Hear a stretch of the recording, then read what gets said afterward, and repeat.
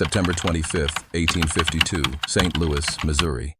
The Gresham estate had never looked more magnificent. White silk draped like flags of surrender across mahogany chairs, crystal goblets catching golden light like captured tears. What should have been the dawn of a dynasty, the union of two slave trading empires, became the final sunset of a blood-soaked legacy. Catherine Gresham stood at her mirror, adjusting pearl earrings while in the quarters below.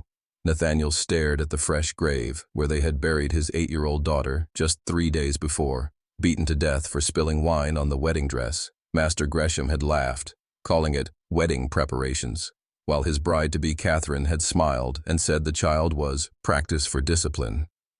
For 15 years, Nathaniel had swallowed every humiliation, every lash, every loss. But they had crossed the one line that separated a broken man from a vengeful God. The wedding bells would ring today, but not for long. For Nathaniel had learned that some debts can only be paid in blood and some justice can only be carved from the hearts of monsters. He did not ask. He did not forgive. He did not leave. This is the story of Nathaniel of St. Louis, the slave who turned a wedding feast into a funeral pyre and get justice by made the wedding to boil until it burst. Before we continue with this video, don't forget to subscribe. The white silk turned crimson, the crystals shattered like dreams, and the name that had stolen his daughter's breath would breathe no more. This is the story of slave. Now you have to understand, 1855 St. Louis wasn't just any American city. This was the gateway to the West, where the Mississippi River carried both commerce and human cargo, where genteel Southern plantation culture collided with Northern industrial ambition. The air itself seemed thick with contradictions. Church bells rang on Sundays while slave auctions operated on weekdays. Elegant mansions cast shadows over ramshackle quarters where families were bought and sold like livestock.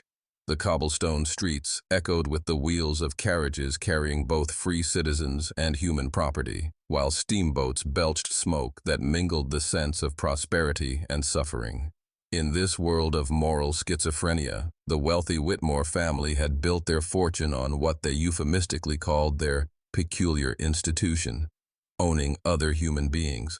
The very foundations of their grand estate were mortared with the sweat, blood, and tears of people they refused to acknowledge as fully human. Meet Charles Whitmore III, the picture of Southern gentility, silver-haired, soft-spoken, and educated at the finest universities. To his peers, he was the epitome of refined civilization, a patron of the arts, a pillar of the community, a man who quoted Shakespeare and attended church every Sunday. His bride-to-be, Eleanor Ashford, was equally impressive. A belle from a prominent Virginia family, accomplished in French and piano, known for her charitable works among the deserving poor. Together, they represented everything antebellum society aspired to, cultured, wealthy, and divinely ordained to rule over lesser beings. But here's what their admirers didn't see: the casual cruelty that seasoned their daily interactions, the way Charles would sell a man's children to teach him obedience, how Eleanor would have women whipped for the crime of being prettier than her. They weren't monsters in their own minds. They were simply people who had internalized the fundamental lie that some humans were born to serve others, and they enforced this lie with methodical brutality, disguised as benevolent paternalism. The public narrative was beautifully crafted. The Whitmores were preparing for the social event of the season, a wedding that would unite two of the region's most distinguished families. The local newspapers ran breathless coverage of the preparations: the imported French champagne, the hand-sewn silk gown from Paris, the orchestra brought in from New Orleans. Every detail screamed of romance, prosperity, and social triumph. Charles was portrayed as the doting fiancé, sparing no expense to give his beloved the wedding of her dreams. The enslaved people working tirelessly to prepare the celebration were described in the press as loyal servants, grateful for the opportunity to contribute to their master's happiness. This narrative served multiple purposes. It reinforced the fiction that slavery was a benevolent institution where contented workers served loving masters. It distracted from the financial pressures driving Charles to increasingly desperate measures, and it provided cover for what was actually happening behind the mansion's closed doors. The wedding wasn't just a celebration. It was a carefully orchestrated performance designed to convince both the community and themselves that their world was built on love rather than violence. But let's be real. Beneath this veneer of civilization lay a sophisticated apparatus of human trafficking and control that would have impressed the SS. The Whitmore estate wasn't just a home. It was a complex economic engine powered by human bondage, complete with its own internal police force, punishment facilities, and surveillance network. Charles employed professional slave breakers, men skilled in the psychological and physical techniques necessary to crush human spirit without damaging valuable property. The estate included holding cells disguised as root cellars, whipping posts hidden behind decorative garden walls, and a network of informants who reported on any signs of resistance or escape planning. The house slaves were trained to spy on the field hands. Children were taught to report their parents' conversations, and reward systems encouraged betrayal among the enslaved community. This wasn't random cruelty. It was systematic dehumanization designed to maximize profit while maintaining the fiction of civilized society. Every brick in that mansion, every flower in those gardens, every crystal glass raised in toast was paid for with human suffering organized into an efficient machine of exploitation. When neighbors occasionally noticed disturbing sounds from the Whitmore estate, when they saw enslaved people bearing fresh wounds or displaying signs of psychological trauma, there were always reasonable explanations. The screams were dismissed as necessary discipline for the ungrateful, the injuries explained as accidents common to agricultural work, and the obvious terror in people's eyes attributed to natural, childlike fear of punishment. Local authorities, many of whom were financially connected to the slave economy, readily accepted these explanations because questioning them would require confronting their own complicity. When enslaved people went missing, they were simply sold south or had run away like the ungrateful creatures they were. The local newspaper even ran sympathetic articles about the burden placed on kind masters by their wayward property, praising Charles for his patience with his difficult charges. This systematic gaslighting served to normalize atrocities that would have horrified these same people if committed against white victims. The community created a collective delusion where the evidence of systematic torture was reframed as proof of the enslaved people's inherent deficiency, thus justifying even harsher treatment. Enter Thomas Brennan, Charles's overseer, and the human face of institutional cruelty. Brennan was a poor Irish immigrant who had clawed his way up from indentured servitude by proving his willingness to inflict on others the degradation he had once suffered himself. He understood that his tenuous position in white society depended entirely on his willingness to be more brutal to black people than any plantation owner would dare be personally. Brennan didn't just manage the labor force. He orchestrated a psychological reign of terror designed to crush any spark of resistance or dignity. He perfected techniques of humiliation that left no physical marks but devastated the human spirit, separating families at strategic moments, creating elaborate systems of false hope, followed by crushing disappointment. Charles kept his hands clean by delegating the worst atrocities to Brennan, who embraced his role with the fervor of a man desperate to prove he belonged on the right side of the racial hierarchy. In Brennan, we see how oppression corrupts not just its victims, but also those who participate in it, transforming them into instruments of a system that ultimately dehumanizes everyone it touches. Now, I want you to picture Nathaniel, not as a statistic or symbol, but as a man, 32 years old, born into bondage on the very estate where he would later commit his desperate act. He had calloused hands from years of carpentry work, intelligent eyes that had learned to hide their fire, and a heart that beat with the same hopes and fears as any human being. Nathaniel was married to Sarah, a woman whose laugh could light up the quarters even after the hardest days, and together they had raised 3 children, Marcus, age 10, little Emma, age 7, and baby Thomas, barely walking. These weren't just Whitmore's property. They were a family that had built love and meaning within the confines of an institution designed to destroy both. Nathaniel had taught Marcus to carve wood. Sarah had taught Emma to sing spirituals, and baby Thomas was learning to walk between his parents' outstretched arms. They had created a world of tenderness and hope inside a system of deliberate cruelty. proving daily that love could flourish even in the harshest soil. But they were vulnerable in ways that free families never had to contemplate. Their very existence depended on the whims of a man who saw them as assets to be managed, rather than humans to be cherished. Margaret O'Malley, the Irish cook's assistant, occupied that precarious position between enslaved and free that made her both invisible and dangerous. She had come to America fleeing the potato famine, and while she wasn't property, her poverty made her almost as powerless as the enslaved people she worked alongside. Margaret's job required her to move freely between the big house and the quarters, making her privy to conversations and scenes that were never meant for outside eyes. She witnessed the casual cruelties that seasoned daily life on the estate, but also something more significant. She overheard the financial discussions between Charles and his creditors, the desperate calculations that were driving increasingly horrific decisions. Margaret understood that her survival depended on seeing nothing, hearing nothing, and saying nothing, but her conscience wrestled daily with the weight of her knowledge. She had formed genuine friendships with some of the enslaved people, particularly Sarah, whose kindness had helped Margaret navigate her first terrifying months in America. Now she found herself in the impossible position of knowing what was coming, but being powerless to prevent it. A living embodiment of how systemic oppression corrupts even those who might otherwise choose justice.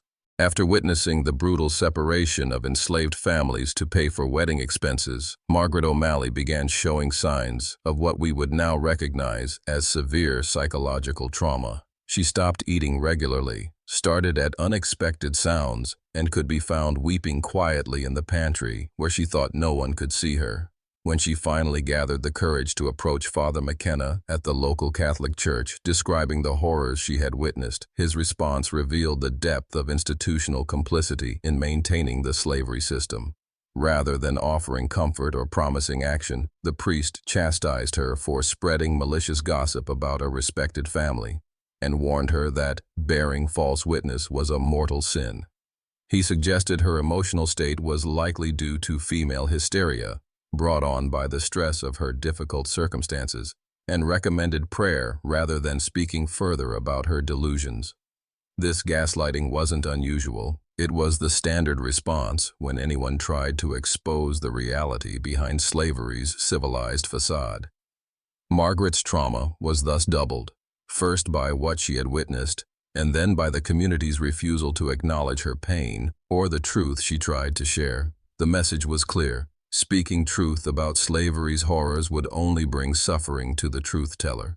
When reports began circulating about unusual activities at the Whitmore estate, families being broken up with unusual frequency, sounds of distress carrying beyond the property boundaries, and visible signs of increased brutal treatment, the local authorities conducted what they called a thorough investigation. Sheriff William Crawford, whose own political career depended on the support of wealthy slave owners, arrived at the estate with advance notice and conducted his entire inquiry in the presence of Charles and Brennan. The enslaved people he interviewed had been carefully selected and coached, and they delivered the expected testimony. They were grateful for Master Charles's kindness. They had no complaints about their treatment, and any rumors to the contrary were malicious lies spread by abolitionists seeking to cause trouble.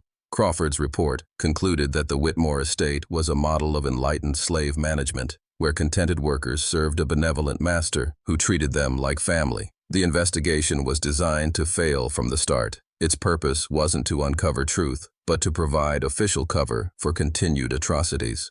By conducting this sham inquiry, local authorities could claim they had looked into any concerns while actually providing Charles with intelligence about who might be watching him and what stories were circulating in the community. This is where the story gets truly chilling, because the evidence of systematic torture was written on the bodies and souls of every person who survived the Whitmore estate.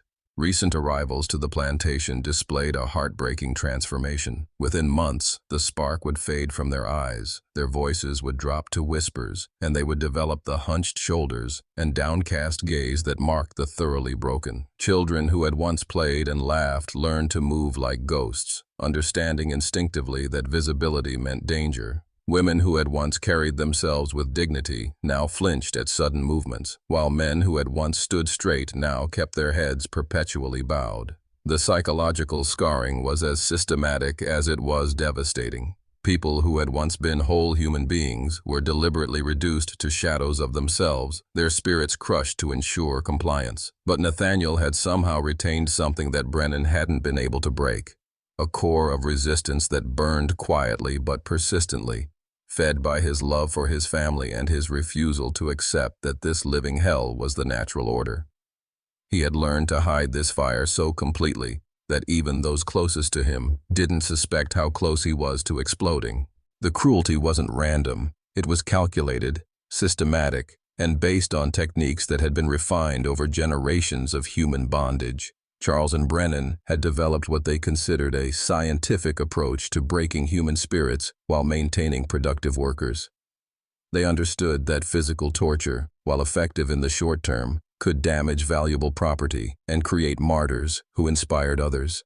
Instead, they perfected psychological warfare, separating mothers from children just long enough to break their hearts but not their hope, creating arbitrary rules that ensured everyone would eventually fail and face punishment, establishing reward systems that required betraying friends and family members.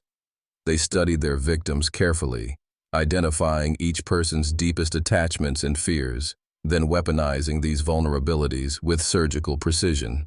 For Nathaniel, they understood that his love for his family was both his strength and his weakness, so they crafted punishments that forced him to watch his loved ones suffer for his actions, creating a psychological torture chamber where love itself became a source of pain.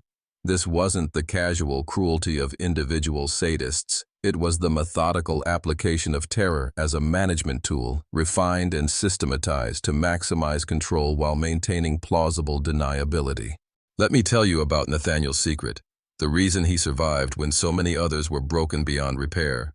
He had learned to read, not from any formal education, but through careful observation and the kindness of Margaret O'Malley, who had quietly taught him letters during their brief encounters in the kitchen. This literacy became his lifeline to a larger world, a window into possibilities beyond the plantation's borders, and most importantly, access to information about the growing abolitionist movement. Nathaniel had managed to obtain and hide copies of anti-slavery newspapers, learning that his suffering wasn't isolated or inevitable, that across the country, people were fighting against the very system that enslaved him. This knowledge was both liberating and maddening. Liberating because it confirmed his intuition that slavery was evil. Maddening because it showed him how many people in the outside world knew the truth but did nothing to help. His intelligence became his weapon, his literacy became his strategy, and his love for his family became the fuel that would eventually ignite his desperate plan. Unlike other enslaved people who had been systematically cut off from information about the outside world, Nathaniel understood exactly what he was up against, and that understanding made him more dangerous than Charles and Brennan could ever have imagined. Working as a carpenter gave Nathaniel unprecedented access to the inner workings of the Whitmore estate, allowing him to observe and document the systematic cruelties that others only experienced fragmentally. He repaired the hidden punishment cells, maintained the devices used for torture, and overheard the conversations between Charles and his creditors that revealed the true extent of the family's financial desperation. Nathaniel discovered that the upcoming wedding wasn't just expensive, it was financially ruinous, requiring Charles to sell enslaved families to cover costs he couldn't otherwise afford. More chillingly, he learned that his own family was scheduled to be broken up immediately after the wedding. Sarah and the baby would be sold to a cotton plantation in Alabama. Marcus would go to a different buyer in Mississippi, and little Emma would be kept as a house servant but moved to Eleanor's family estate in Virginia. The wedding celebration that the white community saw as romantic triumph was actually the funeral of his family, paid for with their destruction. As he continued his carpentry work throughout the estate, Nathaniel systematically mapped escape routes, identified weapons, and studied the patterns of guards and overseers, building detailed intelligence that would inform his increasingly desperate plans. Now, I need to pause here and ask you something directly. Can you handle what comes next? Because this is where the story turns truly chilling. where we witness the transformation of a man pushed beyond all human endurance into someone capable of acts that will haunt your dreams. We're about to explore the moment when years of systematic dehumanization create their own monster, when love and desperation fuse into deadly purpose. The next part of this story isn't just about historical events. It's about the terrible arithmetic of oppression, the precise calculation of how much suffering a human soul can absorb before it breaks in ways that reshape the world around it. If you're ready to confront the darkest truths about what humans will do when pushed to their absolute limits, then stay with me. But understand, once you hear what Nathaniel discovered in those final days before the wedding, once you understand the full scope of what he was facing, you'll never be able to think about justice, revenge, or the price of freedom in quite the same way again. Are you prepared for that level of truth? Armed with this devastating knowledge, Nathaniel made a decision that would alter the course of his life and the lives of those around him forever. The weight of his choice pressed heavily on his chest, but he knew there was no other path. If he could not save his family through obedience, nor secure their freedom through escape, then he would claim their salvation through the only option left, eliminating their oppressors at the root. On the morning of the wedding, when the sprawling estate throbbed with activity and anticipation, when laughter and hurried footsteps filled the air as servants rushed to prepare for the evening's grand celebration, Nathaniel set his plan in motion with the calmness of someone whose mind had already crossed the threshold of no return. For weeks he had observed with silent intensity, studying the movements of guards and servants, memorizing the ebb and flow of the household's daily rhythms. He had identified, with precision, the single narrow window when Charles would inevitably be alone in his study, reviewing documents and arranging the wealth amassed from the trade of human lives, while Eleanor, dressed in finery, would be occupied in her chambers with her attendants fussing over lace and jewels. That moment of separation, brief yet crucial, became the cornerstone of Nathaniel's design. The weapon he chose was not merely a tool of death, but a symbol. The wedding pistol, a gilded dueling piece Charles had planned to fire into the air as a gesture of celebration, now redefined as an instrument of justice. Nathaniel's approach through the familiar halls was almost ghostly. Years of being ignored, dismissed, and treated as little more than movable furniture had trained him in the art of invisibility. His presence went unnoticed as he slipped toward the study, his resolve steady, his steps soundless. Inside, Charles was hunched over his desk, lips curled in greedy satisfaction as he counted the profits torn from broken families. He barely registered Nathaniel's entrance before the confrontation began. His words, trembling with fear, were pleas for mercy, the very mercy he had denied countless souls. Nathaniel granted him none. 2 shots rang out, sharp and final, cutting short the legacy of cruelty. Moments later, Eleanor appeared, her scream tearing through the corridor, only to be silenced by a 3rd shot. When the first guests arrived, confusion and horror swept through the estate, but Nathaniel was already gone, carried away by the hidden network of safe houses, leaving behind the echo of his defiance and a wound in the heart of slavery itself. But here is where the story takes its most tragic and haunting turn. When Nathaniel finally set foot in the free territory he had long dreamed about, he was confronted with a sobering reality. Freedom, as he had imagined it, was not as simple as crossing an invisible boundary on a map. The air might have felt different, less burdened with the immediate presence of chains, yet the invisible weight of judgment pressed down even heavier than iron shackles. Those who had championed freedom from afar did not necessarily welcome the kind of freedom Nathaniel represented, the kind bought with blood and fire. The Northern abolitionists, whose speeches and pamphlets had often stirred his hope during whispered gatherings, recoiled when they learned of his actions. They were not blind to his suffering, nor indifferent to the horror of slavery, yet they were horrified by his methods. These reformers had built their campaign upon an image of moral high ground, upon arguments that painted the anti-slavery cause as righteous, peaceful, and spiritually superior to the brutality of the South. Nathaniel's violent resistance threatened to crack that carefully polished facade. For many of them, his existence was a complication they would rather explain away than embrace. Some refused him outright, turning him from their doors with pity or fear. Association with a man branded as a murderer could damage the legitimacy of their cause, they argued. Others, however, saw in his tale a useful instrument, a story to be molded and bent to fit the needs of their political theater. They spoke of him not as Nathaniel the man, but as a symbol, a cautionary figure, or a tragic archetype. Some cast him as the noble savage, driven by unbearable cruelty into unavoidable violence. Others recast him as a dangerous outlaw, a distorted warning that enslaved people, if left to their own devices, might descend into vengeance and chaos without white guidance to shepherd them. In either version, his humanity was stripped away, just as it had been in bondage. Meanwhile, danger pursued him with relentless speed. Southern authorities had placed enormous bounties on his head, sending professional slave catchers armed with dogs, guns, and chains deep into the North. Even within the secret pathways of the Underground Railroad, where conductors and safe houses risked everything to shelter fugitives, Nathaniel found resources stretched thin and eyes watching. His actions, they feared, had escalated the stakes, tightening the scrutiny of federal marshals and local lawmen determined to dismantle the covert network. Nathaniel soon realized he existed in a cruel limbo, hunted by the system he had defied, distrusted by the movement that claimed to fight for freedom. Few could accept him for what he truly was, a man shaped by unbearable suffering, who had chosen terrible means in pursuit of a goal both righteous and damning. He had escaped the plantation, but he could not escape the paradox of being both hero and criminal, savior and killer, free and forever unfree.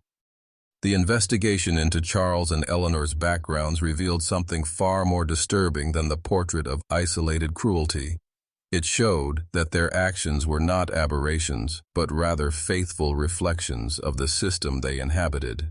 What many in the North wanted to dismiss as monstrous deviations from an otherwise paternalistic institution were, in truth, the natural outcomes of a worldview that reduced human beings to property. Charles and Eleanor had not invented their methods. They had inherited, refined, and codified them. Their lives illustrated the terrifying reality that one did not have to be a grotesque villain to commit grotesque acts. Charles, it was discovered, had been a dutiful student of his father, a man whose name carried weight among plantation elites as an innovator in slave management. From him, Charles inherited not only land and wealth, but also an ideology that framed cruelty as efficiency and dehumanization as progress. His father's reputation rested on the development of techniques designed to break enslaved people psychologically rather than physically, reducing the need for constant violence while ensuring total submission. Letters found in Charles's possession revealed how eagerly these methods were shared and refined across a network of Southern slaveholders. The correspondence read like academic exchanges, with plantation owners trading insights on how to crush resistance, instill dependency, and manipulate familial bonds for maximum control. In their eyes, this was not barbarism, but science, a field of study as legitimate as agriculture or architecture. Eleanor's history proved equally revealing. Far from being the naive bride some had imagined, she had been shaped from birth within the same culture of cruelty. Raised on a Virginia estate, she was taught from her earliest years to view enslaved people as lesser beings. The ire's suffering either deserved punishment or necessary correction. Her diary, uncovered after her death, stripped away any veneer of innocence. Within its pages, she recounted punishments she had ordered with chilling detachment, sometimes even glee, describing whippings or prolonged confinements in the same tone she used when noting the success of a garden party or the arrangement of fresh flowers. Her writings showed not only acceptance, but enjoyment of domination, a casual cruelty born from unchallenged power. Together, Charles and Eleanor did not stand out as aberrations, but as exemplars, the logical endpoint of a society that normalized ownership of human lives. They were not monsters in the fantastical sense, but ordinary people rendered monstrous by a system that demanded, day after day, the suppression of empathy and the denial of humanity. Their story underscored the most unsettling truth of slavery. Its evils did not rely on rare sadists, but on ordinary men and women willing to shape their moral compass around the dictates of ownership and control. As investigators dug deeper into the Whitmore estate's extensive connections, it became clear that the violence enacted within its walls was not an isolated cruelty, but part of a vast and deeply entrenched system, one that reached far beyond a single family or plantation. What began as an inquiry into Charles and Eleanor's personal corruption unfolded into a revelation implicating the very foundations of St. Louis's social and economic elite. The evidence showed that nearly every pillar of the city's prosperity rested upon the brutalization of enslaved people, and that those who claimed ignorance had in fact chosen not to see the obvious. Banks, long considered respectable institutions of civic growth, were revealed to have issued countless loans with enslaved men, women, and children listed as collateral, their bodies appraised and traded as if they were livestock or machinery. Shipping companies, celebrated for connecting Missouri to markets up and down the Mississippi, had quietly built their fortunes transporting families torn apart, ferrying children sold away from mothers, and moving entire groups of human beings as cargo. Local merchants, their storefronts symbols of refinement and success, had supplied the shackles, chains, muzzles, and whips, tools of cruelty sold as ordinary commodities. Even the wedding that had set Nathaniel's plan into motion was revealed to be financed through a web of cooperative ownership, where multiple families pooled enslaved lives as shared assets. Such arrangements created a lattice of complicity, ensuring that nearly every prominent household in the city was bound together not just by kinship or commerce, but by their joint participation in the commodification of human beings. The veneer of respectability in St. Louis society thus concealed a dark truth. Its elegance and wealth were inextricably linked to blood and suffering.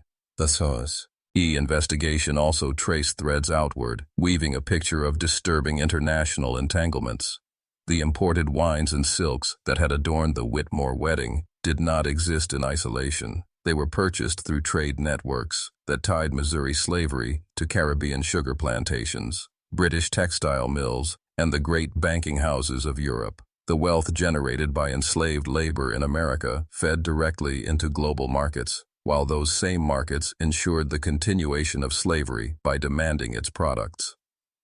What Nathaniel had struck against then was never just Charles and Eleanor. His act of defiance had ripped the veil from an international system of organized violence, exposing the truth that slavery was not sustained by a few cruel masters, but by thousands of individuals, merchants, bankers, planters, consumers, who benefited from its fruits, while carefully averting their gaze from the brutality that made their prosperity possible. Let's be real. The most damning evidence of all was not what federal investigators unearthed in the Whitmore estate's hidden rooms, but what was visible in plain sight across American society. The true scandal was not confined to the punishments recorded in Charles's journals or the cruelty etched into the walls of his punishment cells. It was embedded in the everyday institutions that clothed themselves in respectability. Newspapers that had once reported with giddy excitement on the lavish wedding preparations, detailing imported wines and elegant dresses with breathless admiration, suddenly developed an astonishing amnesia. Their pages, once filled with gossip about Eleanor's jewelry and Charles's guest list, now offered sanitized obituaries or avoided the subject entirely, as though the blood-soaked wealth that had purchased such luxuries had never existed. Churches, too, revealed their moral cowardice. Many had blessed the union, offering solemn prayers over a marriage financed through the sale of enslaved families. Yet after the revelations, these same pulpits fell silent. Ministers who had thundered about virtue and God's providence now found convenient excuses to avoid addressing the atrocities, preferring instead to preach about personal salvation or community harmony, rather than risk dividing their congregations by naming uncomfortable truths. Politicians, no less guilty, had attended the Whitmore wedding as honored guests, raising glasses and toasting the couple's future while ignoring the obvious suffering that had paid for their evening's entertainment. Afterward, these same leaders feigned ignorance, insisting they had never suspected brutality, though the evidence was all around them. Their denials rang hollow, but they relied on the public's willingness to look away. The conspiracy of silence spread far beyond the elite. It infiltrated households and parlors, shaping what could and could not be spoken at dinner tables. A nation that prided itself on its moral leadership, on being a beacon of liberty, worked tirelessly to suppress the contradiction between its stated values and its lived economic reality. Even many abolitionists were complicit in this evasion. They preferred to debate slavery as an abstract moral evil rather than confront its concrete brutalities, because to face the full scope of violence meant admitting their own complicity in tolerating it.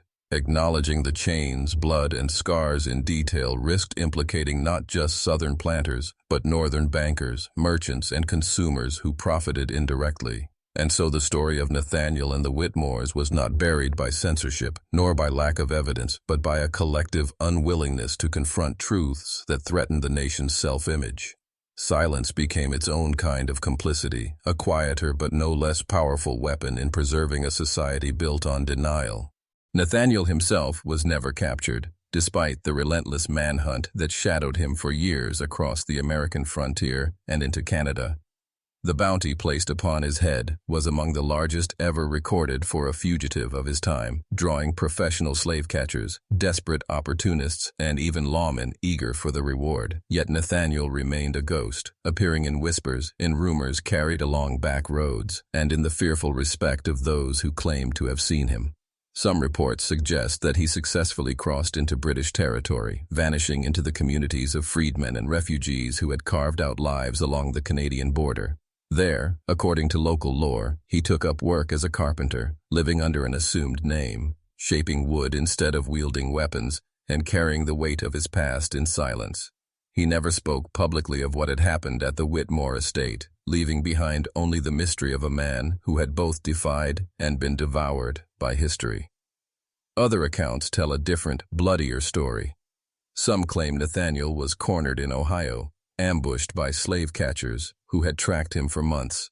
In this version, he refused surrender, meeting his pursuers with the same resolve that had defined his rebellion. The confrontation ended with several hunters dead and Nathaniel himself mortally wounded, his body buried in secret by sympathizers who feared that public acknowledgement of his death would dishonor his defiance. Whether he died in battle or lived in anonymity, the truth of Nathaniel's final years remains uncertain, scattered across fragments of rumor and folklore. The other figures in his story followed paths equally marked by silence and erasure. Margaret O'Malley, the Irish servant who had known the horrors of the Whitmore estate firsthand, eventually left Missouri behind, resettling in California during the gold rush.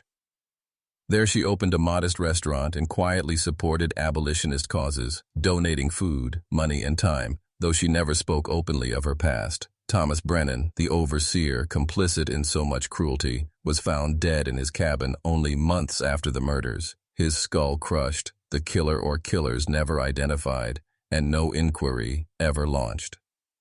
As for the enslaved people of the Whitmore estate, their fates were perhaps the most tragic of all. They were sold to pay the family's debts, scattered across the deep South into the unrecorded brutality of cotton and sugar plantations. Most disappeared into anonymity, their names and stories erased from history's official record. Only a handful survive in fragments of documents, ledgers, bills of sale, or rare testimonies, serving as faint reminders of the countless lives extinguished by the machinery of slavery. The estate itself stood empty for years, its reputation a shadow that discouraged buyers. Eventually, it was sold to a family who transformed it into a boarding school. The very rooms that had once served as punishment cells were converted into classrooms where children recited sanitized versions of American history, never learning that beneath their feet lay the ghosts of people whose suffering had made their lessons possible. Thus, the Whitmore estate endured, not as a memorial to its victims, but as a monument to a nation's capacity for forgetting. The real tragedy of Nathaniel's story lies not only in what happened to him, his family, and the enslaved people of the Whitmore estate, but in how thoroughly his memory was erased from the historical record by a nation desperate to avoid facing the consequences of its own contradictions. His life, his resistance, and even his death, or survival, were gradually obscured, reduced to rumor, whispers, or silence, not because the evidence had disappeared, but because the implications were simply too dangerous. To acknowledge Nathaniel fully would have meant acknowledging that the system of slavery had created its own destroyers, and that those destroyers were not aberrant criminals, but human beings responding rationally to unbearable cruelty. For generations, American history textbooks perpetuated this erasure. Slavery was described in dry, abstract terms: an economic system, a political issue, a divisive debate between North and South. Students learned of tariffs, compromises, and legislative struggles, but rarely of scars on flesh, families ripped apart, or the calculated psychological torture revealed in the Whitmore investigation. By stripping the subject of its human dimension, textbooks provided a version of history that could be studied without discomfort. Nathaniel's act of desperate violence, so deeply revealing of both the horrors of slavery and the humanity of those enslaved, was buried alongside countless other stories of resistance. To tell his story truthfully would have required admitting that enslaved people were not passive victims, but moral agents, capable of reasoned choices, strategic planning, and justified rage. Such an admission would have unraveled every rationalization that sought to reconcile slavery with the nation's founding ideals. Among the enslaved, however, his story lingered. The Wedding Day Massacre became a whispered ghost story. Cruelty and hushed voices around fires and in quarters, a reminder that even the most powerful oppressors could be made vulnerable by their cruelty. It was not celebrated in public, for to do so invited punishment, but it survived in fragments of oral tradition as both warning and hope. In official histories, it simply never happened. Not because the evidence was absent, it was abundant, but because to include it would fracture the fragile self-image of a society still dependent on racial hierarchy and economic exploitation. That silence, that act of collective forgetting, is the most enduring lesson of Nathaniel's story. His life is not only a testament to the brutality of slavery, but a mirror held up to all societies, showing how they protect themselves from truths too threatening to bear, and how that protection ensures that violence, denied but unresolved, will reappear in new forms across generations. So here's the question that should keep you awake tonight. Could something like this happen today? The easy answer, the one that soothes our consciences, is to say no, that slavery was a unique evil of the past, long since abolished, with no equivalent in our modern world. But history has a cruel habit of repeating itself in different costumes. The harder question, the one worth wrestling with, is whether we are living in our own version of Antebellum St. Louis right now, surrounded by systematic cruelties that we have trained ourselves not to see, complicit in institutions that demand our silence in exchange for comfort. Think about it. Which human beings in our world are treated as disposable, their pain hidden behind economic jargon, legal justifications, or cultural blind spots? Who picks the food we eat, sews the clothes we wear, or mines the rare metals that power our devices, and under what conditions? How many of us pause to consider the suffering built into the conveniences of modern life? Or do we look away, telling ourselves these sacrifices are unfortunate but necessary? Would we recognize a modern Nathaniel if we encountered him, a man or woman who erupted violently against such injustices? Or would we dismiss that person as unreasonably angry, criminal, or irrelevant to our supposedly civilized society? The uncomfortable truth is that every generation believes it has transcended the moral blindness of its predecessors. We congratulate ourselves on progress, pointing to old injustices as proof of how far we've come, all while participating in new systems of exploitation that will one day horrify our descendants. Nathaniel's story, then, is not merely about the past. It is about the eternal human capacity to construct hells on earth and then feign surprise when those hells produce their own demons. His tale forces us to ask whether our silence today will lull. Okay, in hindsight, like the same kind of complicity that once kept America's greatest cruelty alive. If this story has disturbed you, unsettled you, or made you question assumptions you've never examined, then share it, speak it, confront the shadows, subscribe to Shadow Stories, and comment below about what other hidden corners of history deserve exposure, because the shadows are not empty. They are filled with stories powerful people have spent fortunes to bury. And next week, we're bringing another into the light, the Ludlow Massacre, where American soldiers machine-gunned striking families in their sleep, and where corporate power perfected the art of disguising mass murder as industrial policy. Trust me, you won't want to miss it.